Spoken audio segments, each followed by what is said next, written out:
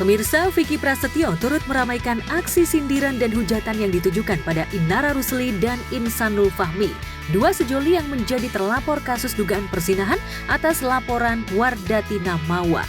Sebagai petualang cinta, niat awal Vicky adalah berusaha menasehati Inara dan Insan agar jangan bermain api dan bahagia di atas penderitaan orang lain, dalam hal ini Mawa. Dengan bahasa Vickinisasi, Vicky menyindir Inara agar menjadi wanita cerdas, wanita yang mahal di mata laki-laki karena mahal adalah pilihan, sementara murah adalah kebiasaan. Nggak bisa lo mengambil kebahagiaan wanita lain gitu loh. Sementara ya lo mau berkomitmen dengan seseorang yang sudah sah punya komitmen dengan orang lain sebelumnya. Jadi dari kisah-kisah yang ada, gue sebut di situ bahwa bagaimana kalian harus menjadi wanita mahal gitu loh, karena mahal itu adalah pilihan dan murah itu adalah kebiasaan. Jadi kalian harus belajar jadi wanita yang tidak datang merusak kebahagiaan yang ada dengan menggantikan kebahagiaanmu. Kepada Insan, Vicky yang disebut playboy senior berpesan agar jangan memainkan perasaan istri-istrinya karena ia pernah berada di titik itu. Sebagai petualang cinta, Vicky seolah bisa mengendus bahwa Insan menomorsatukan nafsu saat menikahi Inara secara siri, bukan tulus karena cinta dan ingin mengangkat derajat istri-istrinya. Faktanya pernikahan siri itu disembunyikan dan hingga saat ini Insan dan Inara tak bisa membuktikan prosesi pernikahan siri yang digelar 7 Agustus lalu. Seseorang yang mau dinikahkan secara tersembunyi berarti ada sesuatu hati yang dijaga sama laki-lakinya.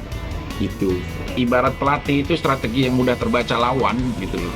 Mungkin kelas-kelasan umum bisa melihat itu sebuah pemakluman, tapi kalau kita melihat clear itu perencanaan. Kita memang punya nafsu, tapi janganlah jadikan agama sebuah tameng. Karena biar bagaimanapun saudara Insan sudah menjadi suami saya. Saya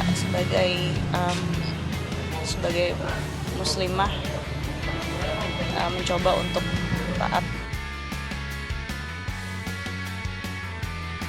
Alih-alih mengaku menyindir Insan dan Inara demi kebaikan, Vicky dituding tidak pantas menasehati dan merasa lebih baik dari Insan dan Inara.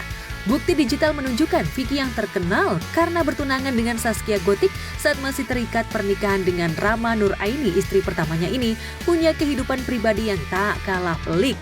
Ia pernah mengklaim 24 kali menikah, meski yang terbukti hanya 4 kali menikah dan tak pernah berpoligami.